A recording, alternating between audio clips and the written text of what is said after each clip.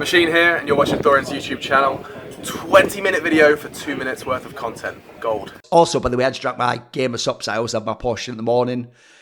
Give me that little boost. I like all sorts of flavours, but you can get 10% off with the code Thorin at gameofsups.gg.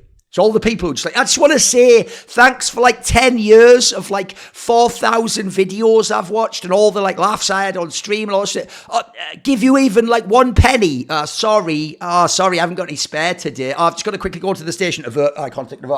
Mate, if you actually want to thank me, just fucking, put your money where your mouth is. Join my Patreon, sub here, buy some Game of Sups. You even fucking get the Game of Sups. You get to drink it with 10% off.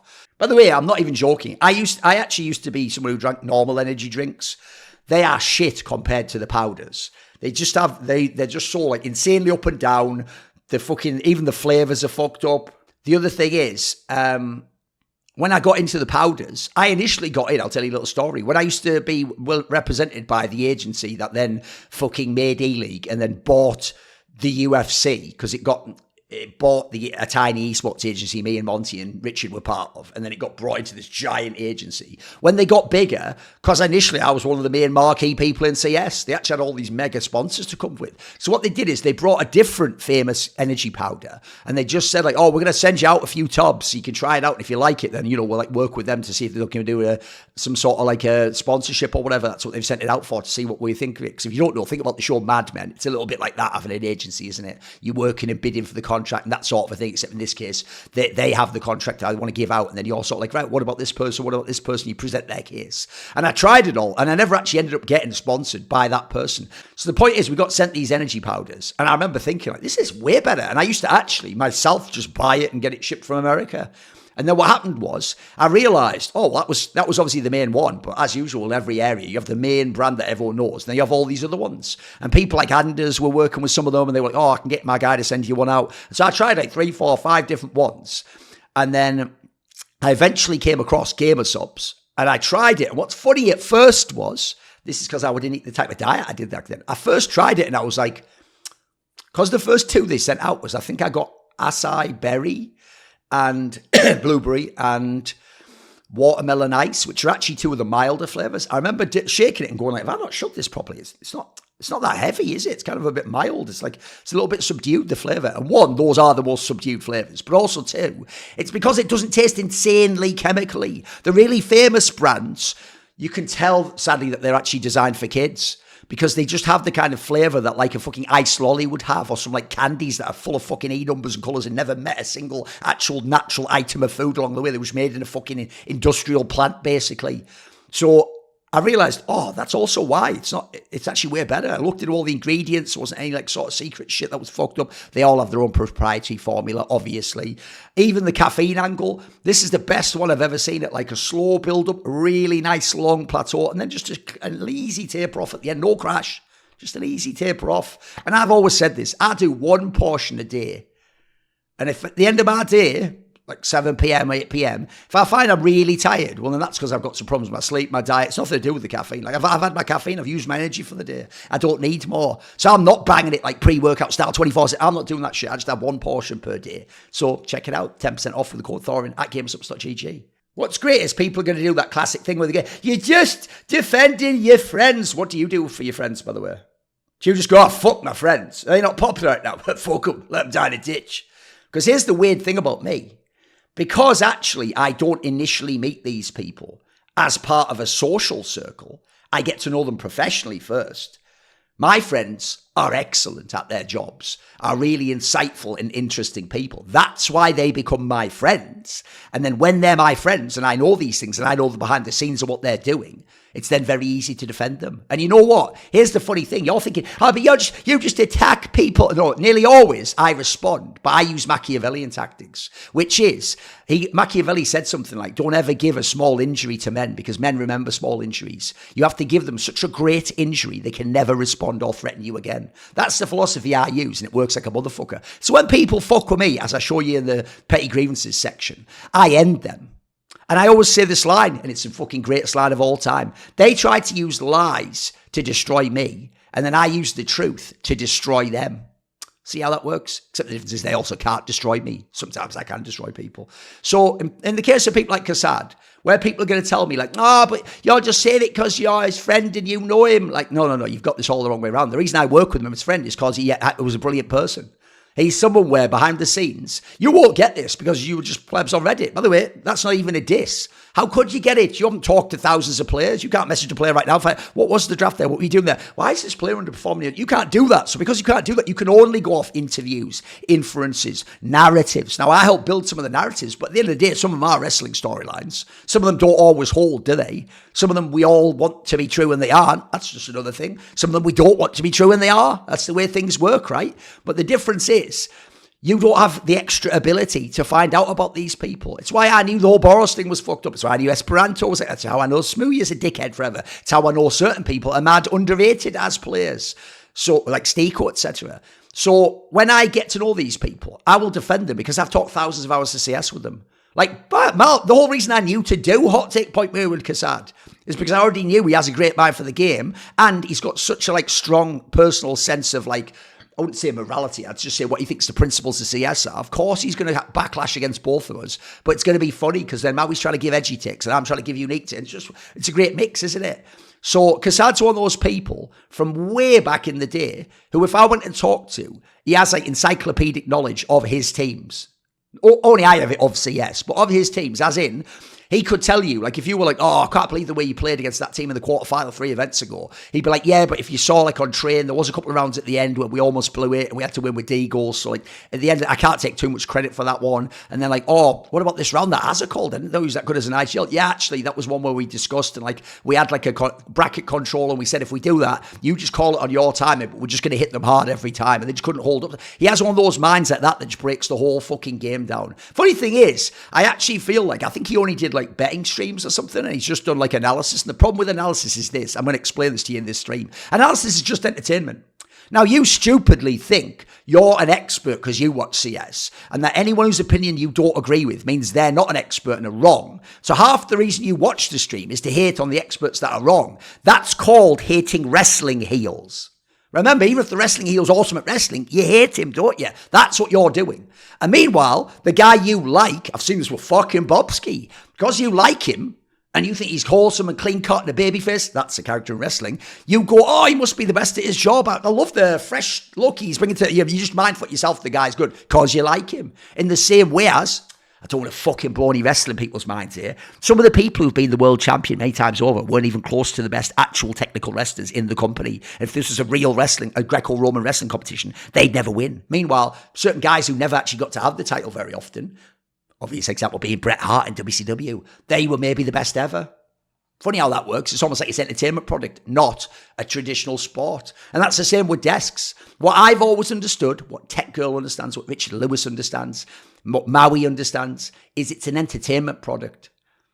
You're watching the games for entertainment. You're not even watching that and breaking strats down. You're watching going, oh my God, he hit a deagle shot. Wow. That's what I do when I live view. When I study it, I don't watch it like that. I don't react like that. I'm watching fuck.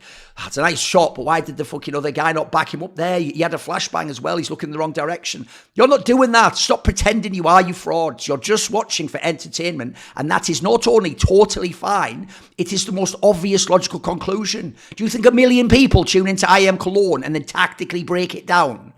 You wouldn't even know what they were talking about. It's why every single voice comms video ever, or every single coach break it down, or even when Forrest went on Blast World Finals and just gave some thoughts. Forrest isn't even a top Cerebral. He's never been close to an in-game leader. He's the guy who just plays his roles and they let him do what he's doing and they do the rest over here. You think they're dropping gems of wisdom when they start talking. Meanwhile, some of those guys aren't even the best. Meanwhile, the whole time I've known what Alexi B was like and what Carrigan was like and what MSL was like. And you hated on all these people the whole time, even as they were about to succeed. MSL could never do anything. He was a total bomb. And then he just beat Goat Astralis twice and won a DreamHack Masters over them. Oh, Alexi B, he hasn't even won a fucking Tier 1 trophy. Where's his Tier 1 trophy? He's so good. Where's his Tier 1 trophy? Where's his Tier 1 trophy? Well, Flames now with Vitality and he's got a Tier 1 trophy. And then what happens? Oh, now you all tell me I'm the one who knows nothing about Alexi B's team and he's a fucking god. Carrigan, everyone told me, well, where's his major? If he was that good, where's his major? Then when he won his major and almost won his second one as well, you were like, he's the GOAT. He's just goated. What? Stop going about Glaive. He's washed. Carrigan goated. Because that's wrestling. You're doing wrestling. And by the way, when I tell you, you morons and plebs, I'm a wrestling character too. I'm a heel. I'm the one who comes out and tells you, oh, hey, all the people, if you don't know wrestling circuits, how MLG used to work in elite esports, they tend to be around like the shittier areas in the US, not my words, as in like to people who are coastal elites. They're not going to be in a giant stadium initially. They start out in like North Carolina, fucking Ohio and Wyoming. You start out these places, local regional places where you get a cheap venue, people travel in. This is considered lowbrow entertainment because it's sort of soap opera, isn't it? People go and watch it. The kids get into it. Yeah, go Hulkster. Oh, it's fucking Ultimate Warrior. Yeah. And you get into it. That's totally fine. That's legit. That's what esports is always going to be. That's all it ever could be when it's huge. You could have it be super nerdy if we go way back in time and it's Quake and there's like fucking 1,000 people on stream and 800 are like delusional anoraks who've obsessed over Quake for 10 years but never been good themselves. You could do that too. So, along those lines, let's get into this Kassad topic. Because Kassad, obviously, because he said all that stuff about Huxley, people are so fucking stupid that the logic goes, his teams have to outperform Huxley's G2 that featured Nico, Monacy, Hunter, and JKS. And if they don't, then Kassad is a shit coach, right? Shall I tell you the immediate piece of logic that just pops that theory? Why haven't any of you said Swanee, the coach of that team that won those tournaments, should join any of your favourite teams? Should be in every single team. Should have been in FaZe Clan, Vitality, Team. Look, why didn't you want him in your teams? Why did you never bring his name up? Why do you not think he's the greatest font of wisdom ever in CS? Because you know that those players fragged. And the joke is, you're only now saying Huxley should join Astralis. That's one of the opinions I put out there. By the way, way before you guys.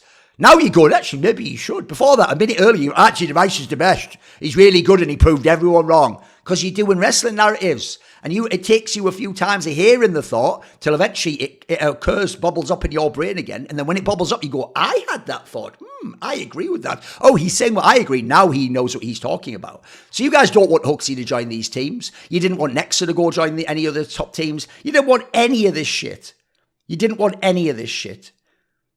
So what happens is, you get a team like Kassad's Bleed, and because you know nothing about the finances of the industry, you actually really think, for reals, that Bleed is Kassad's dream 5-man lineup that he thinks could win the tournaments Huxley won and should win a major since Huxley didn't win a major. That's the standard you hold him to. Now, as soon as you hold him to that standard, I know you are a cretin and/or that you are just doing wrestling narratives and you hate the heel. So you're going to give the heel shit no matter what, even when the heel is like an amazing wrestler. Like, who would I even pick for that one? Maybe like Gold Dust in the WWE. That's a pretty based reference if you don't know. Obviously, his family are fucking legendary wrestlers, aren't they? So could do that one. He was obviously a bit weird. By the way, that obvious angle wouldn't be allowed to go down now, even though at the time it was fucking insane.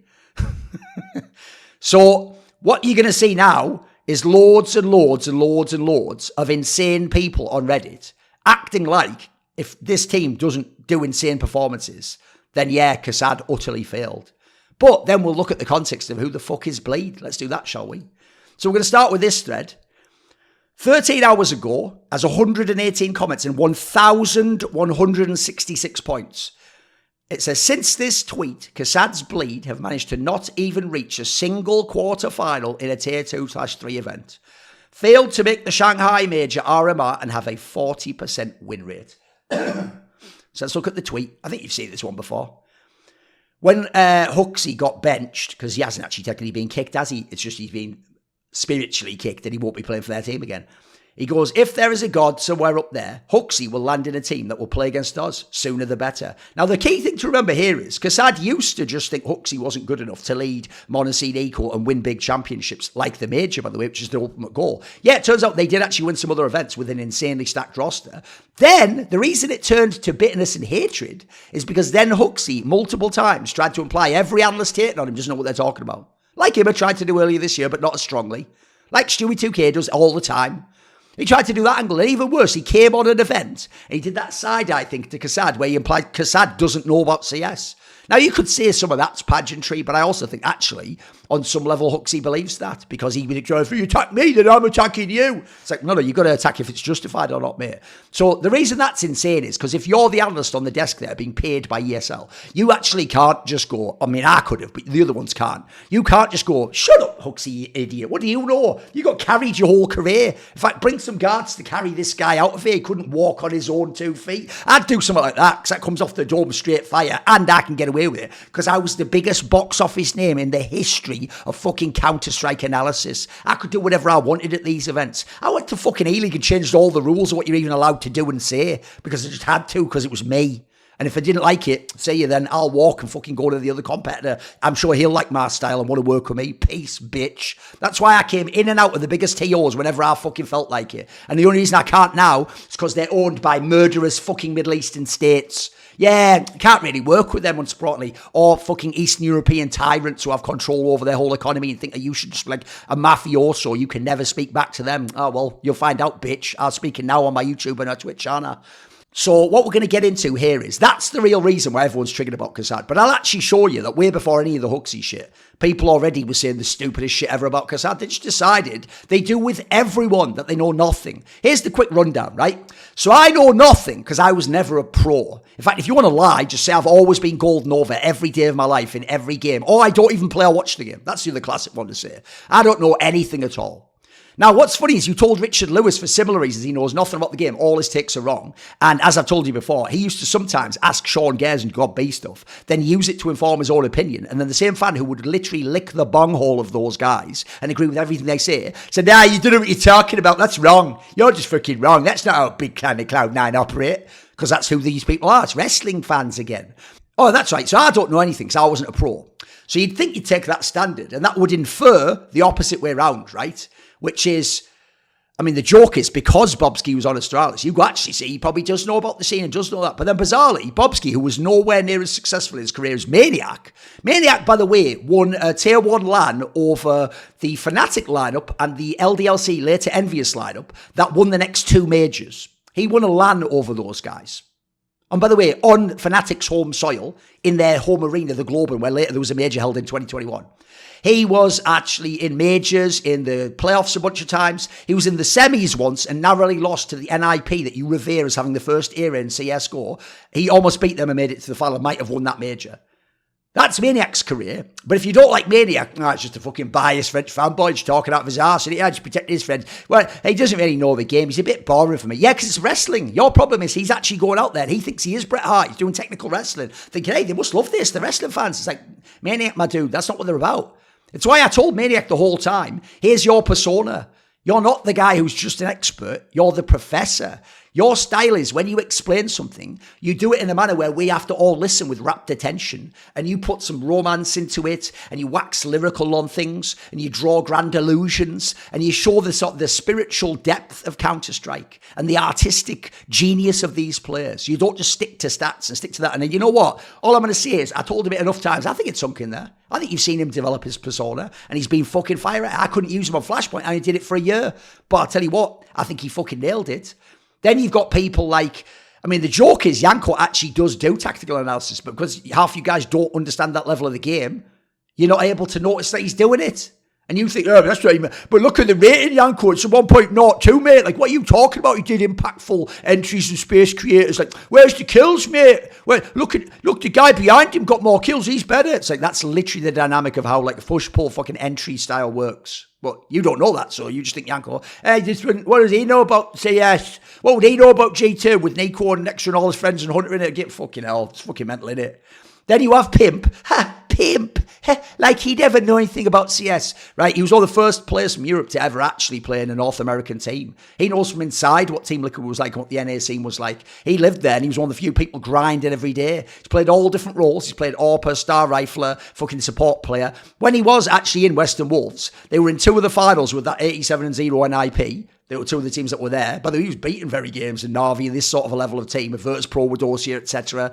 The team that eventually then beat NIP. Then he was on, later on, the Western Wolves team had that DreamHack Summer that was won by NIP as part of their dominant first year, and they just 16-2'd NIP on Nuke, their home map.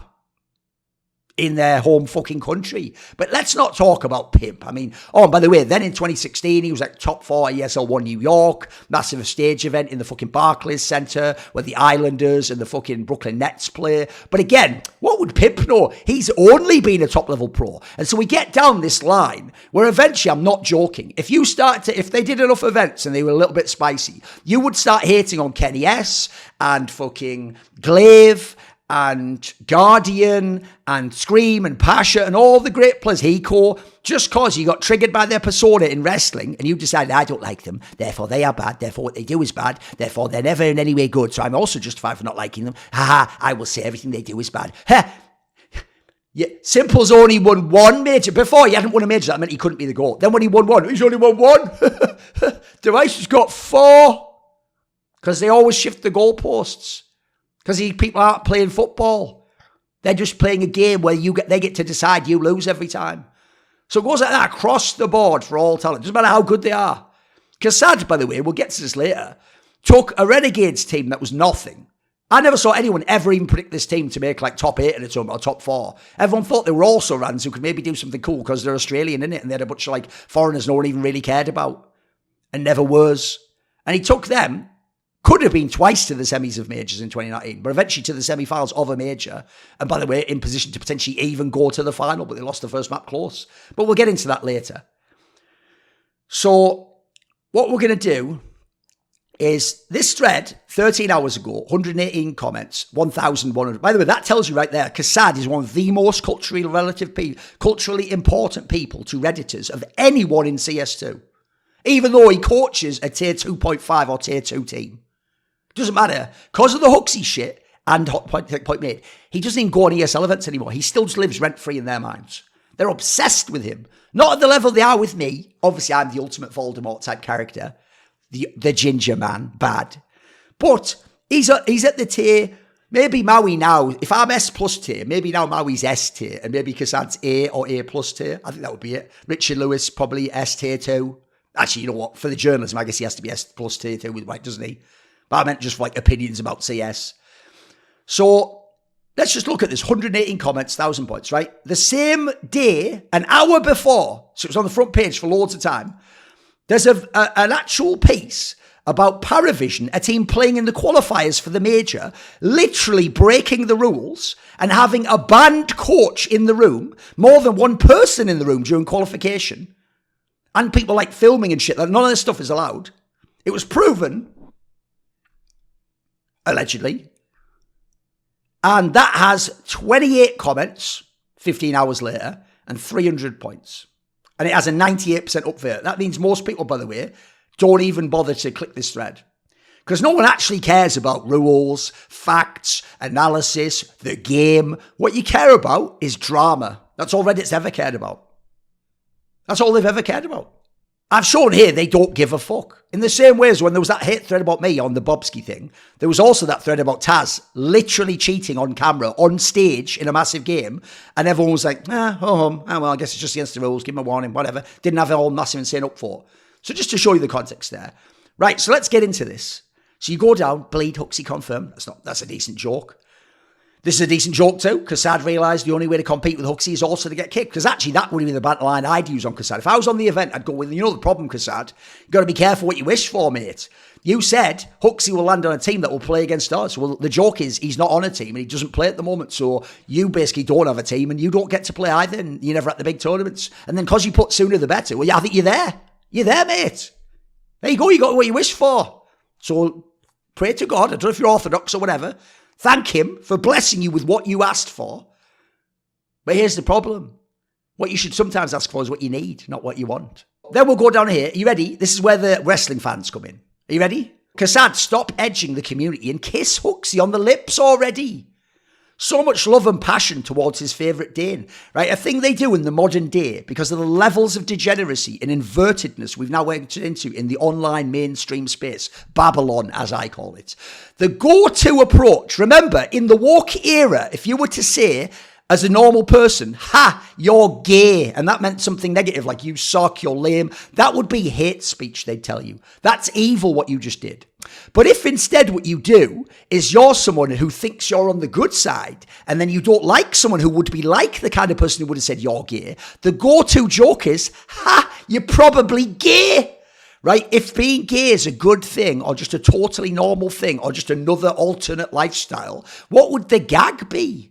What's the gag of the fact two guys are gay and like each other?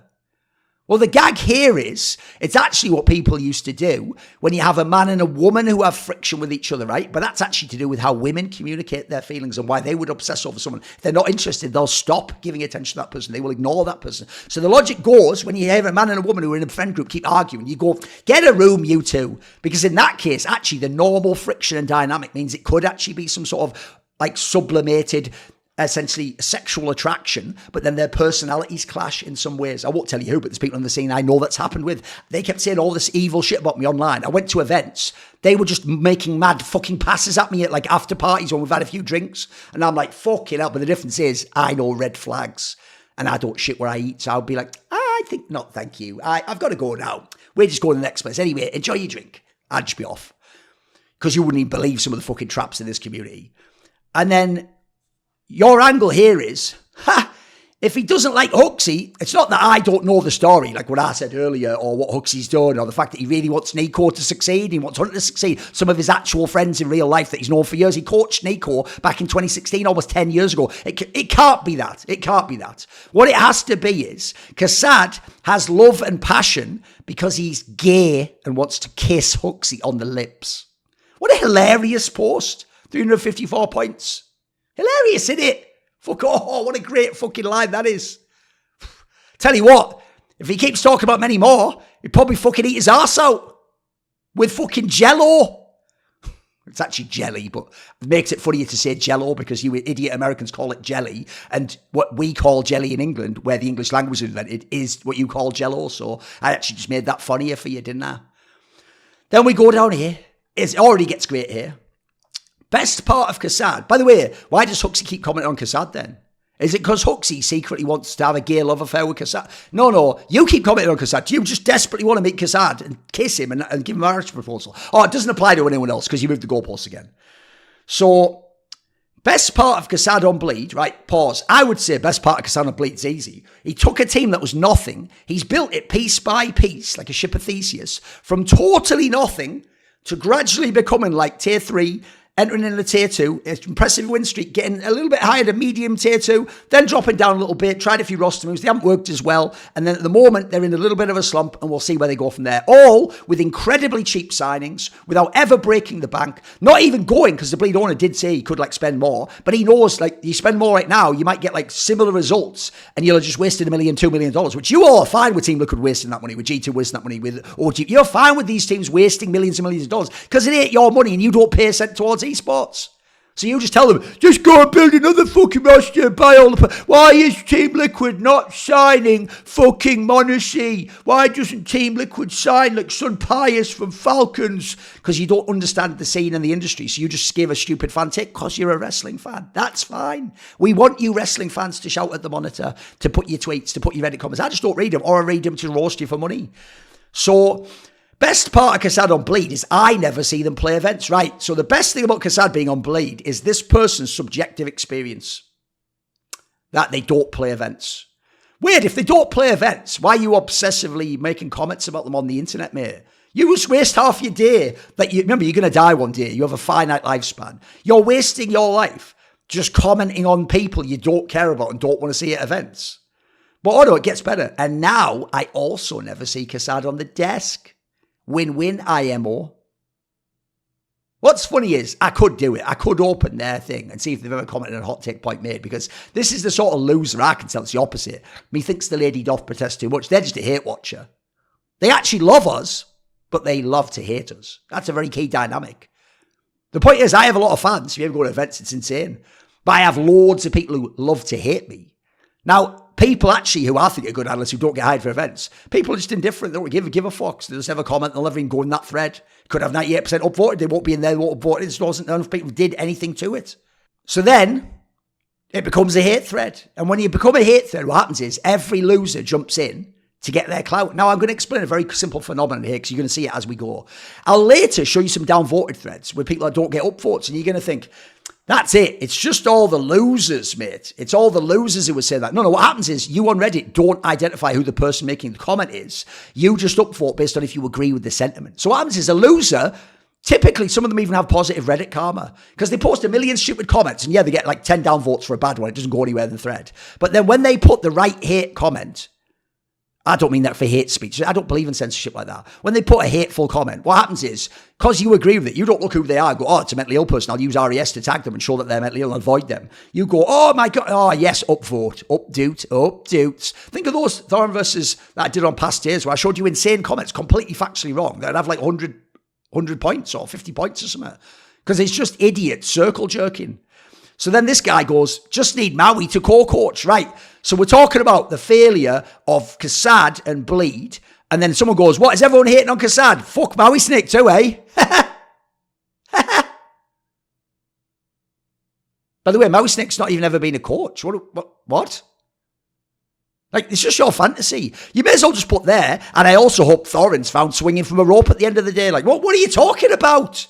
You're just fucking playing out fantasy scenarios in your mind that had nothing to do with the conversation, you mad cunt.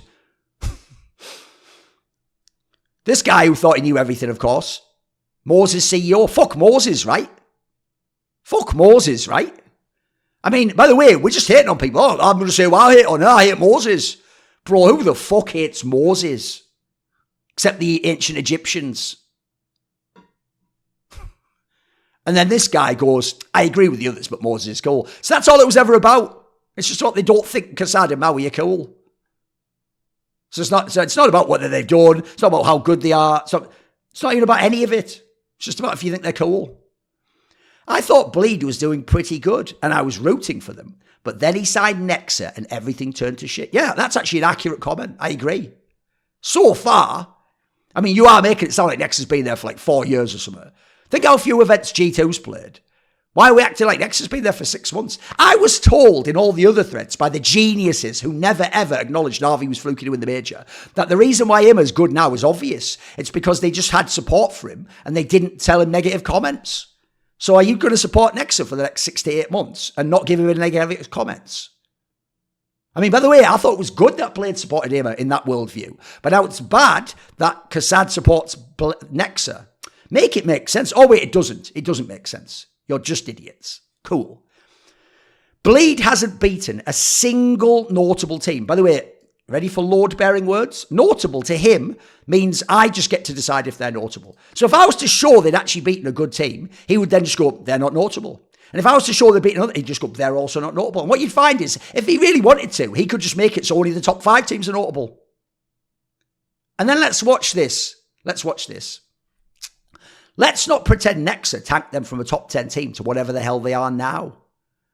So actually, they didn't even get worse based on that. It wasn't Nexa that did it. Interesting take. It started going downhill. By the way, don't worry. I keep Reddit receipts. I'll show you the threads where they all talk about these people joining and they don't say any of this stuff and they're not in the threads. It started going downhill when they signed Nork and Jacob. Nork isn't an issue, but now they have 3 aggressive riflers. That's just what they are. By the way, because these people don't know CS, they don't talk about roles, spots on maps that don't work, issues in the tactic. There's just passive and aggressive players. And if you have 3 aggressive players and 2 passive, that's not the right mix. And if you have 4 passive and 1 aggressive, that can't ever work. Now, what's funny is I've actually just described some of the best teams of all time there, but I didn't say which the teams were. But no, it's just an aggressive rifler. Just an aggressive rifler. It's why I see people talking about a player being an entry player, and he isn't. He just plays like on the outskirts, and he takes early duels, and then he pulls back because he does like a tension aspect to pull people away while the main group attacks with the core. Because you see on that stat, oh, he's got a lot of opening kills and good success rate. He is their entry player. And then you make a Reddit team, put him with him, and then it doesn't work fundamentally because you don't have an actual person who goes in first. The Nexa effect. So what's great here is we can't decide who we're hating on. Is it all Kassad's fault? Because if it is, we need the players to be pretty good and capable and much better than they've done. But if it's the Nexa effect, well, then actually, maybe this guy doesn't even care about Kassad. It's just Nexa. Fuck Nexa, right? I was never on the fuck Nexa train. I was always on that. I don't think he's actually good enough to be in G2. Or if he is, then I need to have Nico and Monacy be the best players in the world. And they weren't. And Hunter wasn't good enough. Why does Kassad hate Huxley so much? There's always the guy, even though he's on the internet, he could just go right now, by the way, to here and go Kassad, Huxley. Right, watch. Kassad, Huxley. And then what he could do is he could just open this one, he could open this one, he could open this one, he could open this one, he could open, and he could read it all, right? And then watch a few shows, then he just know what he was talking about. But instead, he just comes in like someone walking into a movie that's playing and goes, who's he? And what's he? Why does it even make sense? Why would he do that? Well, shut up earlier on the film. Oh, right, okay. And what's sad is, because people who are liars are going to respond and just gaslight you, idiots like that, by doing that, either just going, well, what's going on? They go, well, that's not even true. When someone corrects them, they go, oh, that worked. I was incentivized. I got what I answered. I got my answer. They informed me. Now I can have a take. So, are you ready? Why does Kassad hate Huxley so much? Right, pause. If you don't know, you obviously can't have a take on it yourself, right? Is it something personal or just because he failed to win much with Nico? Well, you don't have any clue why, though. So why would you even speculate? So then this guy goes, someone needs to be the scapegoat for G2 not winning tournament. Can't blame Monacy. Holy fucking shit, 23 points. The first name out the gate is that we're not blaming Monacy for G2 not winning events in 2024. I'll just show you something in a second. Right, we're going to try and find a way to blame this guy for G2 not winning events this year, okay? Because he mentioned it. Why would you mention it if it wasn't something relevant? Oh, by the way, let's just look at that a second for the year. 95 out of 100 firepower. Trading 70 out of 100. Clutching as an AWPer, 83 out of 100. Decent utility. Sniping, almost as good as you can ever get. Good opening, but obviously he's not the entry player, is he? There are differences. That's only 121 maps. He averages against the top 5 teams in the world over a 40 map enormous sample. 1.25 rating.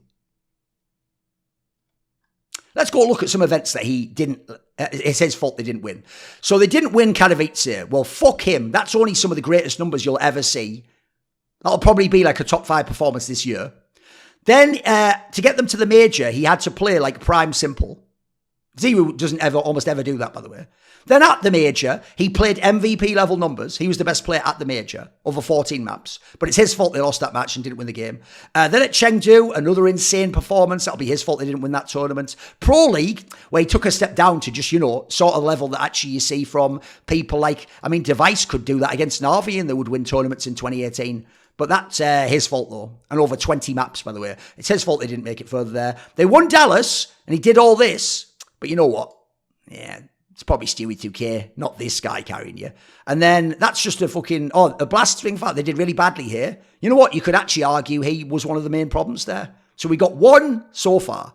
And let's say for these ones, he doesn't get did that event. He gets 2 for each of those events. And then maybe like 1.5 there. And he gets -1 for that. So at the moment, we'd be on something like fucking 10 points already. And most people could have only had 6 or 7. Then he has like just another all right performance, just a human level of performance, and they come second. Probably his fault they didn't win. Look, it's his fault they didn't win the final. And then at Cologne, he does MVP numbers again, but they come 5th to 6th over a map, so it's his fault they didn't win the tournament. So why aren't anyone blaming Monacy? Brother, is it because he's Russian? I'm just going to say it right now. Is it because he's Russian? Because nothing about stats or the eye test or knowing how CS works says you would blame him, except for in this final and then in this one LAN this whole year. If anything, the opposite, you'd say he's so good. That's why it has to be Nexa, Huxley, or even maybe the coach. It has to be, or Hunter. It has to be these people who take the blame. But no. You're here to correct us all. Now, let's just hope, though. I trust them. You have 23 points, my bad. That was agreed with as a consensus by this forum. Because if you have 23 points, by the way, since there's thousands of points here, what that means is, there could have been like 200 people downvote him. But that means 223 people upvoted that. It's actually not just 23. That's not how that works. Can't blame Monacy. Why would you even start with Monacy? Won't blame his mates. Right. He won't blame his mates. So it can't be Nexa. He's never said Nexa should be removed. He's never said Hunter might not be playing well enough. Oh no, he has done those things. He absolutely has agreed with me when I've made those takes. You just choose to say, because it's a wrestling character, well, he's evil, isn't he? So he didn't do any of these. I'll just make up things he didn't do. It's got to be Huxley's fault. By the way, fault is such a ridiculous term. It's more like Huxley isn't a truly elite IGL, and he only worked with those looser players, or at a lower level, people who totally buy in, he can do loads of tactics at Copenhagen Flames, and as a result, you could get a better IGL. It then became personal because people like Huxley acted like, you're hating me and saying I'm trash and can't ever win a game. No one ever said any of that, mate. That's what you're inferring, though. Remember, you could never dislike Huxley because he's not good enough. It's bizarre because he objectively led them to win prestigious. Yeah, that is a fact. He literally did. Go look at Nico's trophy page on HLTV, and by far his best career wins are Cologne and Katowice. Yeah, of course. Both of which Huxley IDL'd them to. Okay, yep. By the way, your own argument infers that that's why Huxley should be fired from his job this year since he hasn't done any of those things. In fact, actually, he's got Nico and now he's got Prime Monacy. Your own comment infers Huxley should be kicked, but you don't say that. You don't say that in your comment. You make one case with a principle, which is that by IGL to biggest championships, you are very good and good enough, and then you don't turn around and go, how did he do at Katowice and the major this year, though? You don't say, well, he didn't win them and he had the best players. You don't do that. Weird how that works, isn't it? Then it goes, it's just Kassad's ego. No, it's your ego. You're triggered by him, mate. He was bragging on podcasts at the end of 2022 how he told G2 he wouldn't join them as a coach unless they kicked Huxley. Interesting. You didn't know that, did you? You didn't know that detail, did you guys? Because you don't think any player respects him or anyone ever wanted him, and he could never, ever be real, could he? So do you remember a website called Jackson.gg? You remember that? Because remember, they fired Extaz, didn't they? Along with Alexi B. So on the 3rd of August, because they're morons, so they use the American style of dating system instead of, date, day, month, year. You do month, day, year, because Americans, isn't it? You know how they started. G2 eyeing Kassad as new coach. No, that would never happen because all the players think he's frauds. Nobody in a massive org, G2's the biggest org in the world, nobody thinks Kassad's good or knows anything about CS. So he would never, ever be offered or asked to join a team like this. And this was a legit organisation, by the way. As far as I know, all their stories were real. Weird, though, because I was told by you guys he's nobody and never did anything. How does that work, sir? He was bragging on podcasts at the end of 2022. He wouldn't join unless they removed Huxley. Yeah, that's actually because Kassad's smart enough not to join a gig, even if it pays a lot of money, especially for someone in Serbia, that he doesn't believe in and that he thinks fundamentally wouldn't accomplish the goals it needs to. It's why when he joined Cloud9, early on he found out that Woxic was a dickhead and wasn't practicing properly, and that Alex's style clashed with him a little bit. And so he just said very early on, I'll actually leave this project. It doesn't make sense. Like, I don't work with the IGL, and also this team isn't going to succeed. So he left very early on, instead of doing what Essetag did and just sit there and collect enormous salaries month after month after. He could have dragged that out 6 months and probably got like fucking a 6-figure salary just from that amount of months. But because he's a man of principle, he went, I'm going to go. I'm going to do something else instead. This guy almost makes it sound like he couldn't have joined G2. 3 months later, G2 won Katowice with Huxley and without Kassad. What's the inference? Would they not have won if Kassad had joined? Just nonsense, 25 points. It would be so funny if Huxley said something, lol. Huxley's career is in the shitter.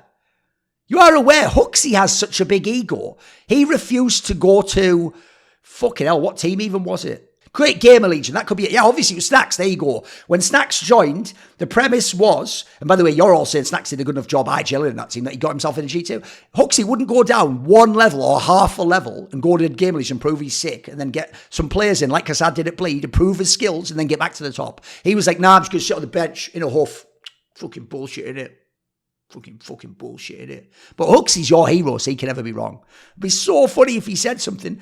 If Kassad said the funniest joke ever, you'd go, cringe, old man. If Huxley just went, no, you, Kassad, then you'd go, oh, got him. Nexa needs to quit. Right, what's great is just about Nexa again. Okay, cool. Hopefully Huxley gets back to tier 1. Okay, we're getting more reasonable now. Here we go. 107 points. Can't wait to see him on another of Thorin's podcasts. He watches shows Kassad's on to hate him because he's a wrestling heel. Acting like he knows anything about CS. Now, obviously, that's hyperbole, but you're implying he has very poor knowledge about CS. You, a shitter on a forum. Implying Kassad just doesn't have knowledge about CS. And not only that, relative to the sort of guests I get on my shows. Do you know, I would say I don't even know if there's one player guest I've ever had on, except IGLs, on an episode of those shows or a Reflections who knows more about CS than Kassad. But you just don't take my word for it. What would I know? Again, I've already known everyone in all the history. They all respect me, at least privately. You ready? This guy comes in with a totally reasonable comment. That's why he only gets 75 points, not 107. His moves have looked pretty good in theory. They just haven't worked out. You can't tell me replacing Vladin and Cirque with Jacob and Nork is a bad move. Don't worry, people will do that. They will do that. Even Farven for Nexa, he means the other way around, makes sense since Farven wasn't playing his... Oh no, they preferred Farven Sick 2, and Nexa has been in Tier 1 for years. He has a decent team. Nexa is still dog shit, which is why it is funny that he has done literally nothing noteworthy. The roster could disappear tomorrow and nobody would remember it. Bro, you're tweeting about it when you say they've done nothing. We're in August of this year now. They started out at the beginning of the year. You're still talking about it. Complete and utter Tier 2 slop. So what you're saying is, with actually like a budget roster, he's in Tier 2. But you just told me they've done absolutely nothing. They're total slop. Bro, you're a Complexity fan. Do you know the budgets and salaries Complexity has and what they've done with that? How many times have they been top 4 at a Tier 1 event? Feels like this roster would be better if they brought Vladin back instead of Nexa, and maybe even Farven instead of Jacob or Cypher. Right? We just explained up here that the reasonable take is those are obvious on-paper upgrades, and he's worked with those players. But no, now we're going to pretend they're door pass players. I'll go show you later. Yeah, but he boasts about how he can do great with proper management and scout. When did he say do great? What did he say the expectation? I did interviews with him. Go and tell me 15 points. What did he say he'd do? Because I know it'll never end. If he qualified for the RMR, they'd go, you didn't make the major. If he made the major, they'd go, you didn't get out the Swiss system. If he got 2, I can't say plane, they go, you didn't get through the plane. By the way, fucking Fallen and Fury have failed planes. Some of the best teams in the world have failed planes. But no, what we have to do here is we're just going to move the goalpost forever because it's Kassad and fuck him, right? Not even managing to qualify to any decent events worthy of discussion just carries all the weight. Meanwhile, if I told you about some up-and-coming team like B8 or something, they'd be fucking riding their day. Oh, amazing. Oh, look how sick they are getting into finally the real events. I actually, same dickhead, can tell you the Jacob move was bad because it created role clashes between him and Cypher. Okay, explain why. Oh, that's it. You just decided it did. And neither of those two have been showing their true capability. Right. So actually, it's not that those players are playing bad. Kassad is the one keeping them down. He's suppressing the incredible modern-day performance of Cypher, and never was, and Jacob, one of the oldest players in the scene in terms of years at Tier 1. Minus Cirque plus Nork would suffice. And of course, leaving Vladin in, why the fuck he got benched? Apparently Vladin's just fucking sick now. It just looked all right to me when he played, but he's fucking incredible, is Vladin. Holy fuck. Minus Vladin, get ready for passive and aggressive. Minus Vladin, passive player, plus Jacob entry fragger makes no sense outside of HLTV. Roles don't exist. These people think you can only have 2 entry type players and you have to have like 2 passives. They don't know what they're talking about. It would be like a fan who doesn't know the actual formations in football, just endlessly talking when Chelsea loses and doesn't win the Premier League. Why don't they just play 4-4-2? Play 4-4-2. You've got 3 strikers. That doesn't make sense. If you've got 3 strikers, you can't have 4-4-2. You're making one of them a winger. It's like, no, they're playing 4-3-3, mate. No, but you play 4-4-2. 4-4-2 is the most famous style. 4-4-2 is football. That's what we're doing here. His moves have been really obvious, though. Let's go the other way. Now, we're going to take the fact that Kassad did quite shrewd pickups cheaply and at the perfect time when their stock was low and then they got a little bit better. We're going to take that, and to hate on him, the new angle we're going to take, we're doing every angle possible to hate on the guy, is going to be that actually it was obvious these were all decent players and good pickups, so he doesn't even get credit for the scouting. His moves have been really obvious, though. I'll go and show you in a second if that's true. If you asked Reddit to create a team on a budget, this isn't too far from the team they'd create. Are you out of your fucking mind?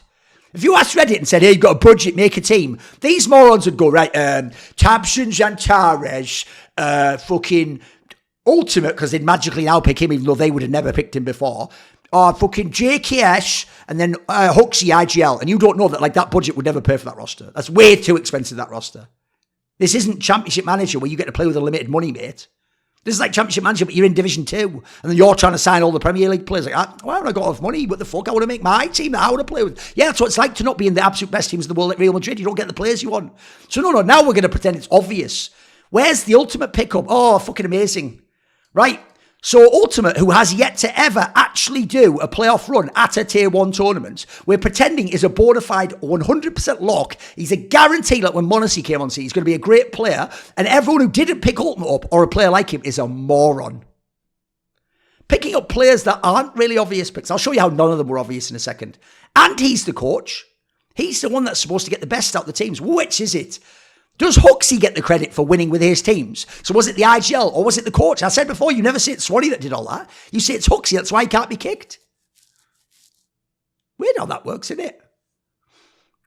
And if I recall correctly, he said before, coaches should be more like professional sports.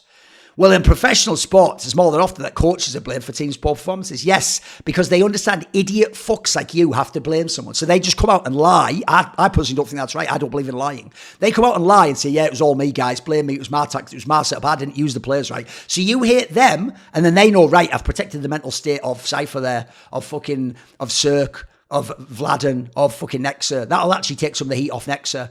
Because here's the thing. You know what would be true? People like Huxley would get immediately fired for not winning the major after 1 or 2 seasons if they played for Real Madrid, they played for Bayern Munich, etc. Because these teams, Man City, they're supposed to win the Champions League. But you don't treat it like that, like professional sports. You say it's wrong because they're actually very good teams, even though they have the best players and the most budget. Now, if you're a guy who, like, let's say in this case, like Jose Mourinho, say he went to coach some team in the fucking 2nd division of La Liga, would he be fired after 1 season if they didn't instantly win promotion? No, because he's way overqualified to be on that team. That's what Kassad is doing on his team. And he is being blamed. All over Twitter, people are shitting on him. Of course, as a coach, you have to take responsibility. But Nork and Nexa was so bad. Right, let's just go through the thread. Nork and Nexa were bad. Go further up. They shouldn't have Jacob. If you get ready, Hampus and Cypher have a history of underperforming. That's the whole team. The whole team. We've collectively blamed everyone, but it's actually, at the end, if you do the pattern, it's all Kassad. It's just all fucking Kassad. Let's go and look how obvious these moves are, by the way. So this is where we started with the team. You got Hampus from NIP. That wasn't actually that obvious. Hampus had been benched, and there wasn't that many big teams in the mix for him. It was actually a big Swedish team that was going to come. Like, they were going to make a Swedish team with an investor. That would have been his way back. Then you got Farven. Right, Farven at the time, by the way, it wasn't from big like you think. He was like a benched player at this point in time. And then he came and joined, and this is the shit big, by the way, that never does anything at any of these lands. Bro, they can't even win the IESF World Championship. They can't do anything. That was the one good result they had. That was way back in April. So look, you go to here, he wasn't in the team for 4 months. He came back a little bit online, and at this bullshit tournament where it's nationalities. And then after everyone had moved on from Farven, we'd all moved on to Crimbo. We all thought, yeah, Susan coming back, that's good. Maybe get JDC or Ketos. Nobody cared about Farven anymore. He was nothing, he was nobody. But Kassad picked him up. Thought, hey, this is a player I can work with. He got Cirque, who you just spent 2 years saying is shit and a check stealer for getting all that money in Evil Geniuses. But it's obvious he signed him though, right? It's just an obvious move. To sign what you're seeing is a washed AWPer who's been mega overpaid and doesn't have the heart for the game anymore. Now, it's obvious to sign them. Then we'll go to this year. He got Laux from Team Falcons. No one gave a fuck about any of the players in Falcons except Boros. And you all made fun of this guy, by the way. Then he got Cypher from TSM. When Cypher was in TSM, I could show you threads. You all said he's shit, washed, never good, total bomb. You can't just play that fucking style from tier 3 at tier 1, mate. You all hated on him, but now you're going to pretend he's good and that his level being bad is Kassad's fault. Got rid of Laux. He brought in Vladen. Was there any fanfare about that? I'll show you in a minute. He benched both of them to get Jacob and Nork from fucking Apex. By the way, end of last year, they were in a final and lost at that Elisa Masters and were placing ahead of a bunch of other top teams. But no, it was obvious to you that Jacob and Nork wouldn't work compared to Vladen and Cirque. And then he benched Farven, how could he, and signed Nexa from G2 Esports. Well, that was terrible, wasn't it? You all said that was the worst move ever. Well, let's go and look actually what you did say. Cirque and Vladen benched on Bleed. RIP Cirque, he probably won't ever come back again and something clicks unless he's willing to grind in tier 3. Sucks because he used to be good in 2019. That was 5 years ago. Imagine saying we should continue giving players to a guy who was good all that time ago. I loved him around EG. But I have to reminisce on his time there. Sucks. He just needs a massive change in his style. There wasn't a million comments, I noticed. Bleed, start practicing with Nork and Jacob instead of Vladden and Cirque. This lineup has so much potential with Cypher playing as well as he has. Damn good-ass team. These are upvoted. This is consensus. Could push for tier 1. The team is aggressive. Oh, having all those aggressive entry players, that's good now. Now we cooking. This is some ruthless GMing, but I respect it. Cirque has got plenty of chances and hasn't been great. Vladden could maybe have stayed longer, but I think both are clear upgrades, 33 points. Vladden signed a month ago. Well, because they trialled him before that, mate. Cirque feels bad. Don't say he's good, though. Just feels bad. But magically, in other threads, we should have kept Cirque. I was low-key hoping Complexity or Liquid would consider Jacob, but now it was stupid to sign him. Just bloody stupid, wasn't it? Where was the other one? Oh, when they signed Vladden. People shitting on this like their results didn't immediately improve with him. Shitting on this. 145 points. That's interesting. Shitting on him. Weird. I agree with this. People on Reddit hating on Falcons for spending too much money, but at the same time, hating on Kassad for not being able to spend a huge amount of money to buy out tier 1 players. No one is shitting except a couple of HLTV trolls. I showed you a whole thread with 1,000 points, 100 plus comments. People saying mid, but they've won 10 of their last 13 best of 3s. With each result, I'm becoming more and more sceptical of Farven. Cirque too. But they're all dope players that Kassad just tanked and should have kept in the lineup. Everyone's thinking it's going up and up and up and up and up. Weird. Okay. How does that work, eh? Bleed announced Farven's departure. Well, he's sick, right? So these must be so many good comments. Welcome, Nexa. How was Farven in Bleed? Not great. Is next upgrade? Yes, he is. But no, it's actually Hampus that doesn't utilise good players. So it's actually Hampus's fault only in this particular case. Farven has been consistently bottom fragging. No, he was dope. He's way better than Jacob and Nork. I would have preferred them bringing back Vlad, and we can't even get our fucking story straight. But Nexa will most likely take over IGL duties from Hampus, and that was never happening. But okay, just make that up, I guess. Is he an upgrade? It's hard to tell considering they all have different roles. Farven was supposed to be their best player, but instead he turned out to be one of the weakest links. Oh, interesting how that works, isn't it? So these weren't obvious moves at all. And you didn't agree with them back then. Where were your posts? Bro, it's free to post. You must have a load of posts here. They were obvious moves and they were obvious what would happen. And if they didn't get really good, it must be because Hardy was shit. By the way, yeah, as the person in chat says, he's not allowed to bench Vladden, who's from his region. But if he signs Nexa, he's just biased to people from his region. Make it make sense. The stupidest person ever. His moves would be the equivalent of any random Redditor. Redditors wouldn't put any of these teams together. They would waste money on someone like Yakinda and use all their budget there. Guy accurately points out factually, guy who took Renegades, when's Renegades ever been good, to top 4 at Major knows nothing about CS -4. Can't be right.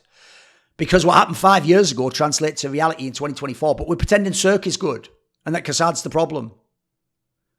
This guy says the right thing. He took a dog shit Australian team deep in a major. Blade isn't bad for what it is. It's a low budget project. Was on steady upward trajectory. This Nexa for Farven has been a bit of a disaster though. His desk work, etc. Saying he knows nothing about CS is a ludicrous statement, and yet he does not. Kassad learns that karma is a bitch. Right, because Kassad, what he did is, he got karma for what he did to Huxley. So when he criticised Huxley and said, I don't even think he should never work or anything or fail. I just don't think he should be the in-game leader of G2, the biggest org in Counter-Strike, with then potentially the best player in the world in Monacy, one of the all-time great riflers in Nico, and a player like Hunter, who, by the way, has looked way better since Huxley left. Let's not point that part out, though. With all that budget and possibility, I think he shouldn't do that job. Well, then what happened here is Kassad got karma, because Kassad then got a giant org like G2. He got the best player in the world, like Monacy. He got an all-time great rifler, like Nico. He had one of last year's top 20 players, like Hunter, and he had the insane budget and all the partner slots. And then what he did is he didn't win a major or any prestige events or any trophies. And so karma's got him. The Indian concept of karma, which is always misapplied, It came back to bite him. Got him. Got him. He also have a child and lost his father. Does that matter? Let's not mention that. Did you know that? Did you know that? Remember, if Electronic has a child, he's justified not being good for years. Blave, married, child, you've already had your career. You don't ever have to be good ever again. But Kassad, we're hitting on a wrestling character on a screen. I get that. So he's not human. He doesn't have feelings. In fact, if you prick him, he doesn't bleed. Because he doesn't even have blood, because he's not real. He knows nothing about blood or a circulatory system. Are you ready? Let's look at the date on this. July 31st. Right, today, guys, it's the 24th of August. So less than a month ago. And by the way, during this whole time, he just kept competing with Bleed. He didn't go, as would be totally justified, and go, oh, after this thing that's happened, not only both angles, losing my dad and having a kid, I'm taking 3 months off. Sorry, Bleed, I have to step away from the game. No, he loves the game and feels a commitment because he's an old school guy to his job that much. He's going to do it all at once. So you ready? He goes, during an event in India. So this guy is such a fucking trooper. He went to an event in fucking India for this team while his son was being born. Because he isn't a diva. By the way, he did that. I'm not hating on Huxley. Huxley essentially lost his job because he went to his sister's wedding instead of going to IM Dallas. And it allowed them to see what it was like without Huxley and thought, fuck Huxley. Now, I don't blame Huxley for that, but you have to give extra props to Kassad for going and doing this, don't you? You're talking about being professional. Do you get to miss the Champions League as a coach? If this is the equivalent for them, it's one of the only lands they get to go to. Do you get to miss the Champions League or like the World Cup if you're a coach, you're having a fucking kid? No, of course you don't, because they go, you get paid millions, it's your job. So you do it anyway. So he had his son. That won't affect his mental or anything that he's doing there. Just a few days later, my father passed away. His father died. Kassad's not an old man, remember? So I'm sure his dad wasn't like 90. His dad just died. And he goes, I don't understand this world sometimes. But let's ignore that and pretend he's at the peak of his powers with the best 5-mile lap he could make, and he can't even win IM Cologne. Fucking shitter. Can't wait for Huxley to stomp Kassad out with 4 other randos in 1 week practice. Well, that's just a fantasy scenario. Huxley refuses to even play. He won't even play for Gamer Legion, but you think he's going to take 4 because you just dream that he does. I don't follow social media, but this is as close to being obsessed as you could be. Then if you don't follow the story, why are you commenting on it? Are you obsessed? Remember when people, 24 points, thought Kassad knew anything about CS? What were we thinking? Oh, he used to think it. Well, then you must have not known anything about CS. So I don't think you upgraded since you got a call logo. So you don't know anything, so shut the fuck up. Only idiots in Australians thought that. I've showed you all the other threads where they all say what a great job he did. Add Huxley here. Yeah, you could only if you hate Huxley irrationally could you ever think Kassad was good. Huxley won, in my opinion. Kassad got so pissed at this that he had to bring it up later in a podcast with Thorin. I brought it up in the podcast. I went out of my way to bring it up. Kassad has almost never referenced that, maybe once when it first happened. I brought it up and intentionally framed it as like, fuck Huxley, like he just blah, blah, blah. Then Kassad commented, but no, you lie and say, I brought it up. That's like when Charles Barkley used to say, people call me outspoken, but a guy comes to me and says, what do you think about this player? Then I say what I think, and they act like I just came out and said, press conference, I think this player's overrated, apropos of nothing. Why can they never use the truth? Because they have any truth or points. Kassad is a clown, LMFAO. How does he have his job? You're a Vitality fan, bro. Look at the roster Extaz had. How many cops did he get this year? You want to talk about how does he have a job? Bro, fucking people in glass houses shouldn't throw stones. The entire scene is dictated through nepotism. Said a G2 fan. G2, the org with Pekka, the GM from Serbia, who signed Nexa from Serbia to replace Czechsno's JKS, one of the best anchors in the world, then kept Hunter, who was playing like shit, and let him dictate moves like that, catered to Nico, even though Nico wanted to leave, he was just forgiven for that immediately, essentially right out the door. You had the situation where, if you read that report I brought up before about trying to sign Kassad, when he couldn't sign Kassad, they also said they were considering Emmy. The guy used to be on like Contact and a fucking Crazy, along with Pekka and Crazy, by the way. But no, it's the rest of the scene's dictated. The scene is dictated through nepotism. To be honest, the squad is just terrible. Washed up squad who fell off and terrible eyes yelling. Well, it's not really his fault then, is it? The flip-flop is crazy. The Apex guys weren't that bad. It's always about fucking Vladden was the hero. Vladden was the hero. I love this one. JKS smart man, didn't dodge a bullet. Like JKS was ever going to this team. JKS just does the Huxley thing and waits and sees him get on his team. Difference is Huxley isn't JKS, but I hope he'll get a decent team. Then let's look at some of the results and you'll see how it was.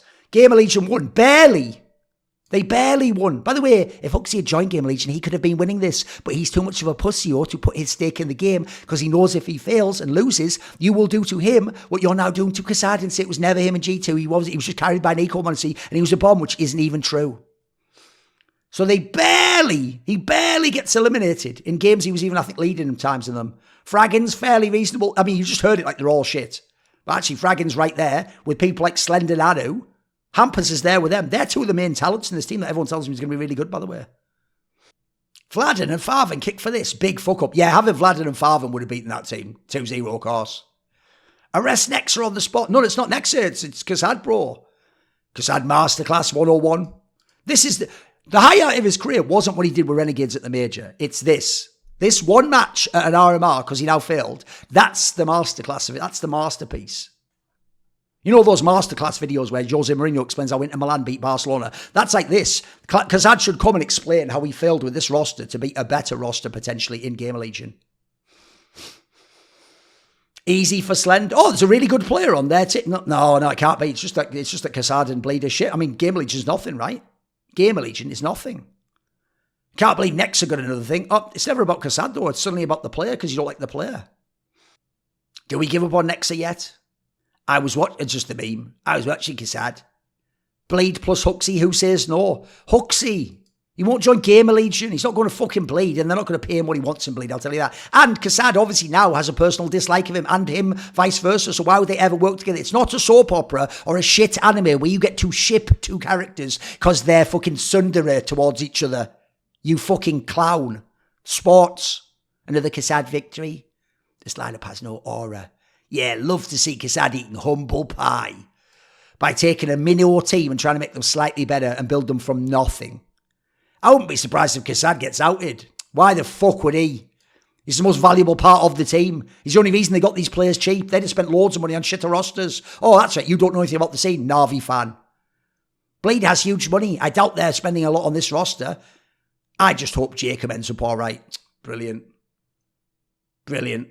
But we collectively blamed every player and said every player's good. It was a mistake to move on from those players. Cypher is a definition of average, but suddenly he's good again. Or is he bad, or is he good? Or is he bad, or is he good? Or is he good, or is he bad? Fucking hell, yeah. Let's do the same thing. Right, instead of this thread being like, wow, Bleed almost beats Game. Well, that's a joke. It wouldn't be that, would it? All you do is just show the comeback. Are you ready? Look at this comeback. It's just two teams on Mirage winning all the CT rounds. It's not even great CS, just winning all the CT rounds. And again, Fraggin's totally fine. Duels is fine. 2+ kills is fine. By the way, next has 6 rounds of 2+ kills, but should we just ignore that, of course, because he's shit. Always been a bomb. But Andu's the truth of the future, mate. And ZTR, what a great IGL. Hampers, shit IGL.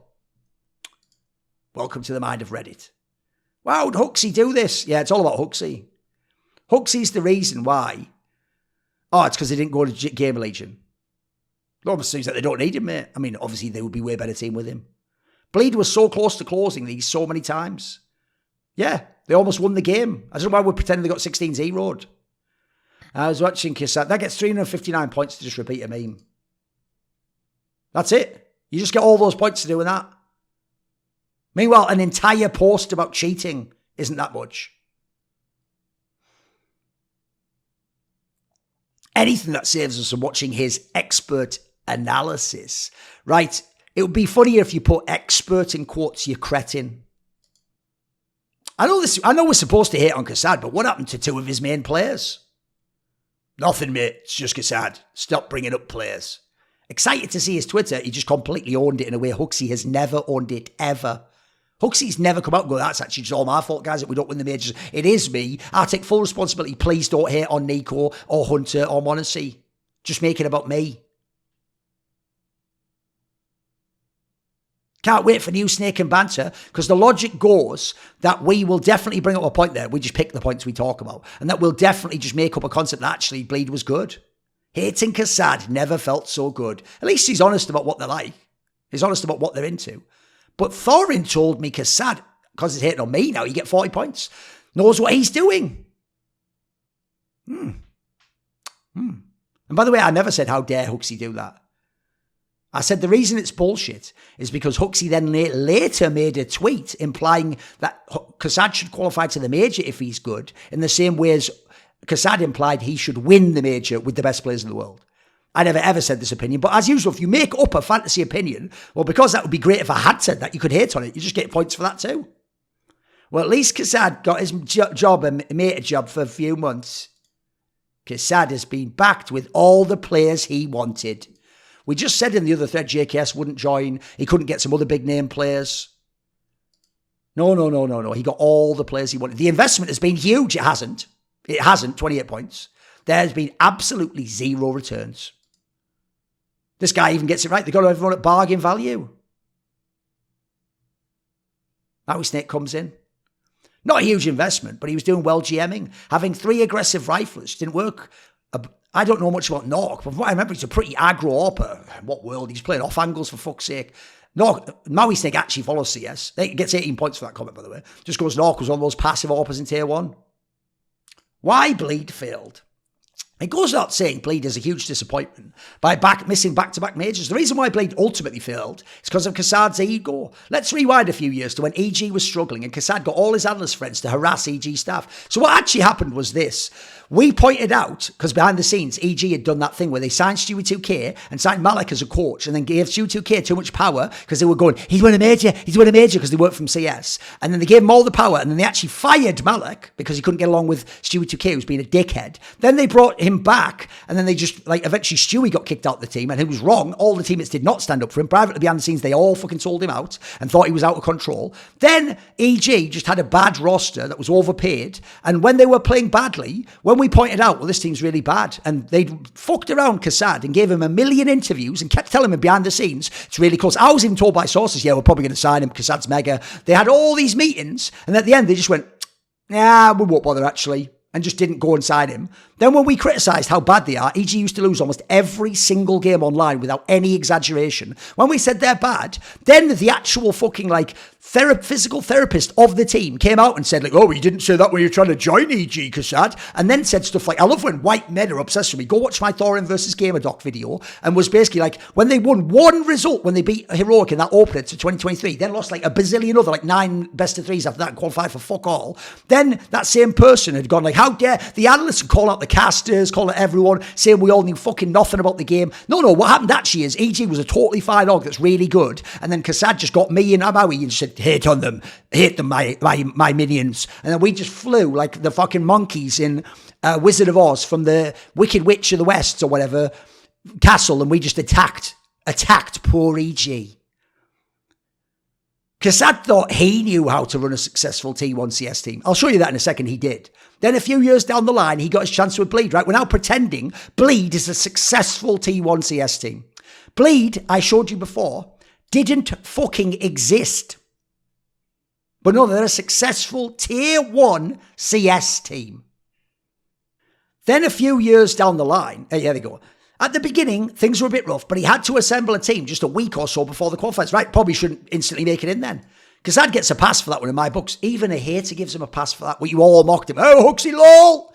Then he got the best lineup that Bleed had based on results. So then he made a team that actually had a good lineup. They were on a tear in the Tier 2 scene, bro. Did the team have issues? For sure, because Cirque was not the best AWPer, but the roles made sense and the chemistry was there. But kassad's ego just couldn't handle it. He's supposed to just stay at that level forever, by the way. He thought he needed Tier 1 players because he deserves to coach Tier 1 players. This is all just fantasy. You know nothing about what kassad thinks. So instead, he could have gotten bigger players, just would have cost too much money. So instead of just getting Nork, he got Jacob as well. By the way, I also thought, everyone I know thought getting Jacob. Actually, of the two, Jacob was the main one you sign. And fucked up the roles for Cypher at a 1.5 rating.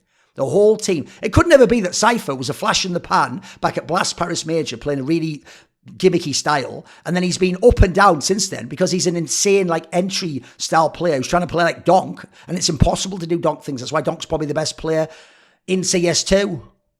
Might not be the best performer, but he might be the best skilled player in CS2. The whole team immediately suffered. Then came the final nail in the coffin. You can see kassad thinks the reason why his friends in G2 never won was because of Huxley. Yes, because he signed Nexa, that means he's proving that it's just Huxley that was bad. In kassad's eyes, it was Huxley's fault that his Serbian buddy Nexa had a 0.938. No, it's that Nexa had all the shit roles. And Nexa was never even supposed to be in that team. He was signed as like the third or fourth person by Pekka. Of course, and I heard Hunter wanted him, but you don't hate on Hunter. Of course, kassad's coaching will make Nexa perform. Let's just see how long it's been. I'll show you. You know what? Fuck it. I'll show you now. I'll just show you now, shall I? How long's Nexa been in Bleed? Bleed signs Nexa on July 3rd. It is August 24th. So less than 2 months later, it didn't work. It's completely categorically failed. Nexa can never be good, ever, switching from different roles than he was in G2. We're just all agreeing with that, yeah? This is where kassad failed. Instead of focusing on what can make Bleed win, better players with more experience would be my number one thing. He was trying to prove that he was right all along about Huxley. Yeah, this whole thing's about Huxley, not you just being obsessed with kassad and think it's about Huxley. So he benched Farven for Nexa. Oh, he should have kept Farven. He should have kept Farven. My bad. Let's just pull that up. Let's just go and have a look at the legendary Farven. A god. Some would say a god amongst men. So we'll go all events, but we'll just do this year, shall we? Just this year. Firepower, 35 out of 100. Entering shit, opening shit. Trading good. Clutching pretty good. Utility not bad. That's over 170 maps. Even against tier 50 opponents, 0.95 rating. Slightly more kills than deaths in the game. Does well against teams you don't really give a fuck about. Who does he do badly against? Also teams you don't really give a fuck about. Tell you what, never replace this guy. He's a fucking monster, bro. Look at this. Look how many times he's able to hit 0.6 rating. Sometimes. Oh my God. Oh, what's that? He was doing really well until here. Let's look at this. Until here. Like, look, it was doing really well. It was going really well for him until here. And then from Hellcase onwards, his results are shit. So let's just check. When was this Hellcase tournament? Better be like last week or something. Oh, it was back in May. It's August. And they benched him in July. So when you do this run here, for like, what, a month and a bit, that can never get you benched. Red, there's more red there. The joke is Moses should come into this team. He's the only cunt who could part this sea of red. Never replace this guy. It's fucking sick, bro. At least these guys are all right. But the difference is, if this guy had posted this as a comment in the first thread, it would have had like 70 points. I feel sad about Cypher. Breakout, back at the Paris Major, he was one of the biggest surprises, a breakout talent. It was one tournament. Let's go look up Cypher, shall we? It was one tournament, bro, and it was a LAN. So we'll look up LANs, shall we? Let's go look up some LANs. By the way, I think this guy does have potential, but he hasn't shown me enough of it yet. A bit like him, it took a long time to show me it at tier 1. These are the LANs he's played. Right, by the way, he died way more at a fucking epic LAN than he did at fucking the major. He always had high deaths, by the way. It's just he could frag as well. Then he went to this LAN. Died more than he killed. Died way more than he killed at the recent one. Let's look at online games. We'll do what? Last 12 months? Because that would be after the major, wouldn't it? So let's go down. When he was in TSM. Frags really well. Frags shit. Frags all right. Frags all right. Frags well. Frags really well. Frags really well. Frags really well. Frags shit. Frags really well. Frags shit. Oh, just all right. Frags well. Frags well. Whatever. Some potential there. By the way, you were all hating on when he was in these teams. When he was doing these ratings, you were going, freaking shit and watch because you remember in one game. And then this team, he's doing awesome. Look how long he's doing awesome or in Bleed. Look at this run here. Look at this run here. Even up into here. And even recently, that event and that event, yeah, he died loads there. Why is the rating so high? Because he's probably having great impact. One map. Over 9 maps, he has really good stats. This was the RMR. But you're saying he's shit and just fell off. Tell you what we'll do. Let's go look here. Yeah, by the way, this player is shit and totally fell off. Because of one game. You only watched the last game. You only watched the last game. Now let's just look at who Kassad is, since I'm told he knows nothing. So first of all, quick detail for you. If I go way back to 2013, and I go like to this event here, or this event here, let's look who he's playing with. He's in this team with a little guy called Nicolino. Called Nico, by the way. He used to play with him. Probably taught him some things about CS. Nico again, Yanko. King Or was actually like in their scene, a legendary figure, but not like a true esports legend, because he was a nobody in 1.6 overall. Then let's go to his coaching career. So he was actually one of the first coaches, if you don't know. First of all, back at ESL1 Cologne, a team from India called Wolf attended the event, and so he helped them. They were told nobodies should never even be at the event. Look what a travesty this is. This is how pathetic and woke ESL was. Let's have ESL1 Cologne, big event, and then just have an Indian qualifier, so there has to be an Indian team there. But he coached them anyway. Then he had Mouse Sports with Nico. Let's look at Mouse with Nico as IGL. Nico used to IGL and Frag. Let's look what they were doing before Kassad. So he joined in June the 11th. Let's look at what Mouse was like before Kassad joined. So they went to DreamHack Open Leipzig and they made top 6. That means they didn't make the playoffs. Then they went to, let's see, Ace of Predator Masters. This is the one they beat Flipside in. Let's go look at this. That was when they still had, oh, this is the right lineup. This is when NKJ was the coach. That's a pretty good one. It wasn't a massive LAN with the big finals. In fact, it's inside someone's house. It's a studio. But hey, that's a pretty good result. Hey, you know what? There's some good teams in here. Not mega ones, but some decent ones. Like solid low tier 1, high tier 1.5, and some tier 2 teams. That's a pretty good actually result to win that. Obviously, Flipside were never some world beaters. Then you go to IEM. This is where Nico played one of the most insane tournaments ever, by the way, individually, and was like smurfing on fucking Fnatic. But you didn't get out the group. But you managed to win, let's say, you beat NIP, you beat Mongols. Mongols was nobody back then, absolute shitters back then. That's it, you beat them, okay. Durin also ran at decent events. Malmo, you made top 8. Nico was fragging like a god at this one. He was really good. Watch this. Look at the group he's in. Team Liquid was the lineup that made semis of the major. Luminosity won the major. Mousebots won their group because they beat Liquid, and then because actually Tyloo beat Luminosity, then they got to just beat. They beat LG here. They beat Luminosity there. Won that one. Got to the playoffs. You're in the playoffs. Okay, that's big time stuff. Lost to Godsent. They were on their little run that event. We'll go quickly on this one, and then we'll do some Q&A. Then we'll go to, remember, it's around the 6th he joined. That's it. So you've had some ups and downs. You haven't really qualified to all tournaments. Like, you've had some potential. You've shown a bit of potential. But at the end of the day, your team is the team. We're mega carried by Nico. Some performance like Christian. Next sometimes turns up and Dennis and Speedy are sort of shitters, but they're the role players, aren't they? Not an all-time great lineup. Kassad joins your team, qualifies to the major. At the major, look at the group you end up in. You end up in what at the end was one of the more stacked groups.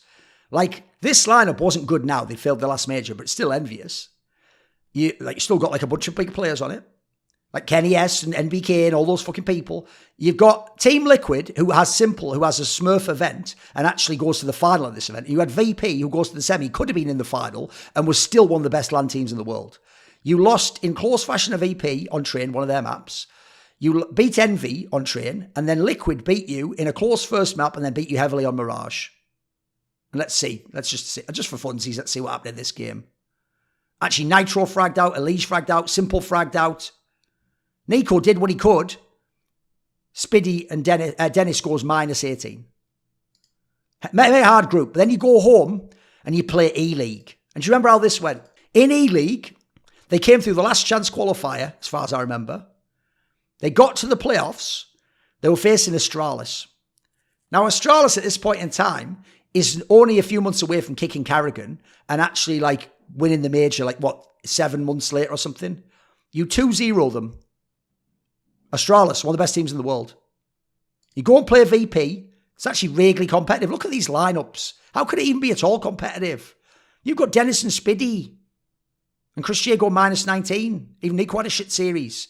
This is when VP, they win this event, and this is a mega return to form. They were mega in this summer once they got this roll going. So he got mouse spots to semi-finals of a huge televised tournament on American TV on the #1 basic cable channel in America. Okay, so he did that. All right. Right, that was it. That was the end of his coaching period. Then the next year, he takes over in Renegades. And at the time, this is when Renegades had this lineup. Renegades was a fucking joke. Let's go look. Where's Renegades? This is not when they had NAF. They had a player called Atta as their 5th. They've got Azza, who used to be a good player, but now I think he's already, I don't know if he's taken on, maybe he still was IGL now. You've got JKS, who's good. Yam was just a whatever AWPer from what I remember, who still was an alright sort of support entry type player. Can't remember what Atta was like. You took over, you qualified through the North American qualifier, very competitive qualifier, by the way. You go to this tournament, you're in a mega hard group, by the way. These are all 3 teams that could be like playoff teams at a major. I mean, he's helped now Sport to get to a better spot, and now this is the last event with Nico. And Nico Smurfs, this one, if you remember. You lose nowadays FaZe. You lose to Na'Vi, who has Simpler Guardian. Yeah, that's it. You're out. Then you go to IM Sydney. All the way over to Sydney. Same roster. Home soil. You got Nifty now. A lot of people don't remember that. You had Nifty while Kassad was there. And this was a weird Swiss system. You lost to FaZe. You lost to Chiefs, which is embarrassing because they're a local team. You beat Vici on Cobble and you lost to the Strauss. This one's the embarrassing one. But aside from that, you were going to get eliminated anyway. Then you go to... Where is the... You go to the Asia Minor. You win that. So you get to go to Krakow. What goes with that? That just gets you into the offline qualifier. All right, fair enough. Just gets you the offline qualifier for that one. DreamHack Atlanta. This has a whole bunch of teams. It has NRG.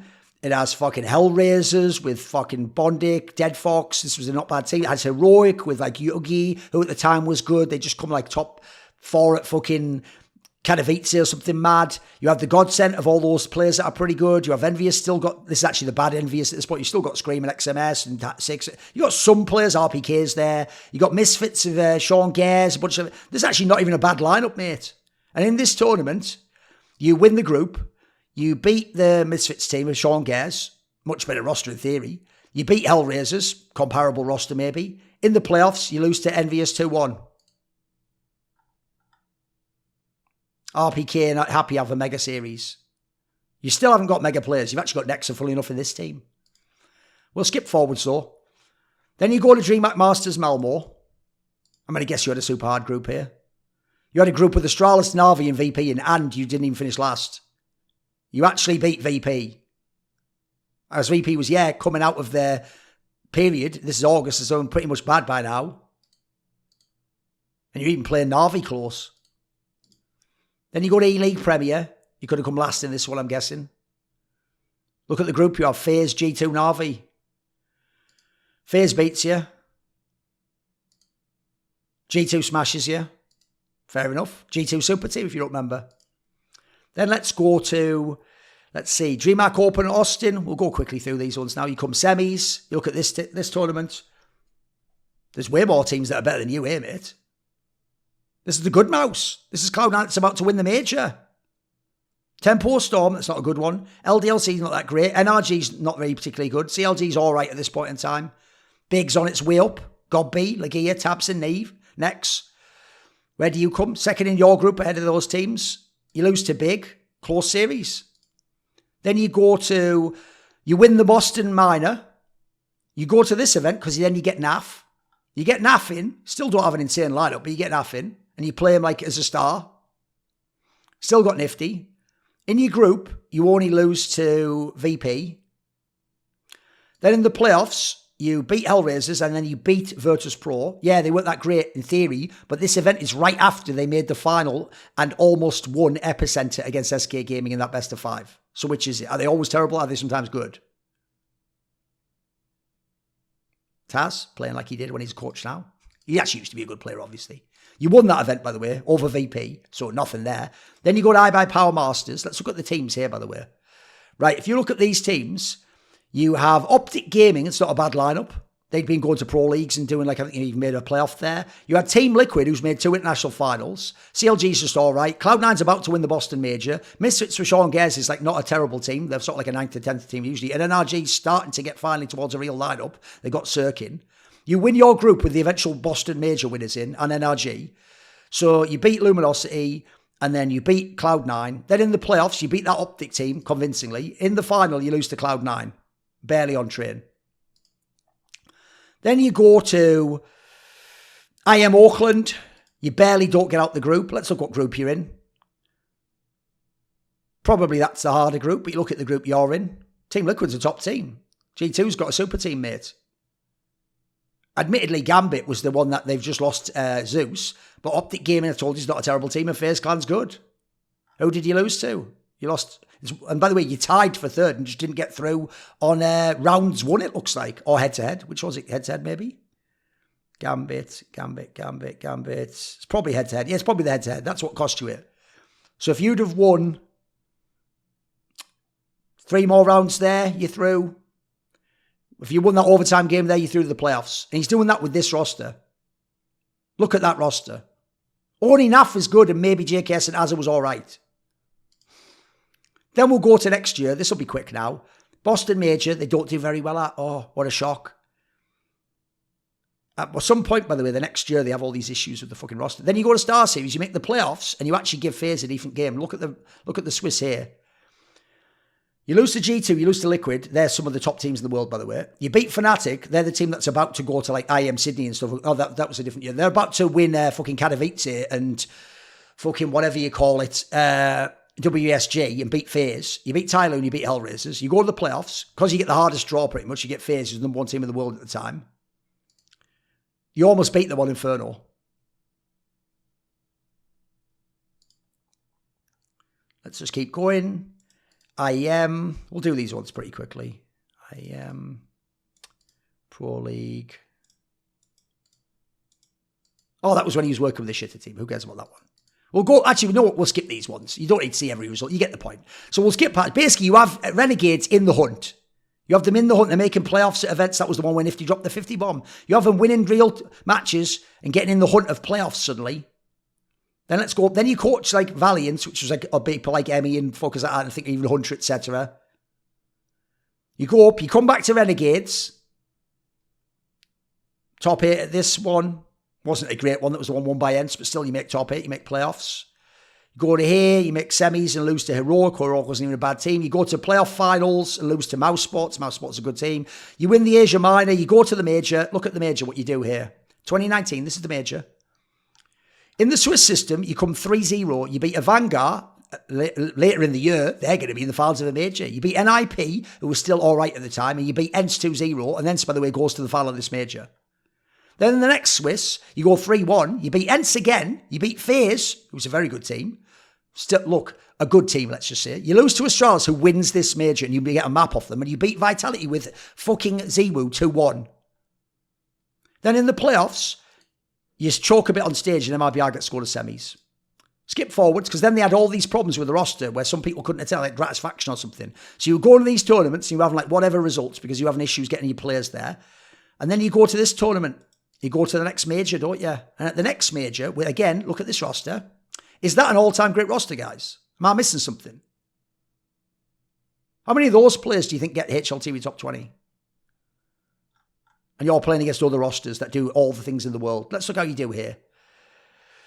So, in the first phase, you don't have to play because you were top 8. In the next one, you go 3-2. You lose to NRG, one of the best teams in the world, beating Astralis. You lose to a Vanguard. They went to the finals of this event. I'd say you should have beaten them, though. You beat Dream Eaters because who gives a fuck? You beat FaZe Clan with Coldzera and Nico, 2-1. You beat G2, who at this point in time is the all-French lineup. It's like Existence, Shocks, Kenny S. I think that's the one we're talking about. You go to the playoffs. You draw Ents. They were like number 2 or number 3 team in the world. You beat them 2-0. In the semis, you almost beat a Vanguard on the opening map, but you lose it, and then they beat you 2-0 because they're always bizarrely good on Dust 2. And then a Vanguard goes to the final. You took that roster to within one map of a final in 2019 in the Astralis, like, wasn't their era, but it was like post their era when they were on the rise back again from this event onwards. Yeah, that Kassad guy's a total fraud, isn't he? What could he ever do with any rosters? What could he ever do, right? Just a fucking fraud. And by the way, I won't do it right now because I haven't got time for it. But if you go back, look at all these threads about him. Look at the points on them. It's just drama people want. That's all you want. It's YNK, so since I stole all of Thorin's gigs, at the very least, what you guys can do is subscribe to his YouTube channel, so go on and do it right now. Everyone needs a support network, and mine is, of course, my Patreon community, the Scrominati, who, in many ways, they're the Sonny to my Cher, saying, I got you, babe. So this video and all the others on my channel were kindly supported by the following names: Ahmed Hadjou, Mac Pugnatio Rajcula, Adam Tomlin, Animosity, Jensen Goh, Tosh, Tooorin, and you know it. Jerky's Minion, my main man, always going to be referenced, one of the best patrons of all time. Would you like to ask a question in my AMA? Maybe you want to suggest a topic or a guest to say on my channel? Do you want teasers? Find out who the upcoming Reflections and Talk to Thorin interviews are. Maybe you want to do one of those long discussions where you get to set the topics we talk about. Well, if any of these or others appeal to you, put your money where your mouth is. Join the Scluminati today via the Patreon link in the description box below.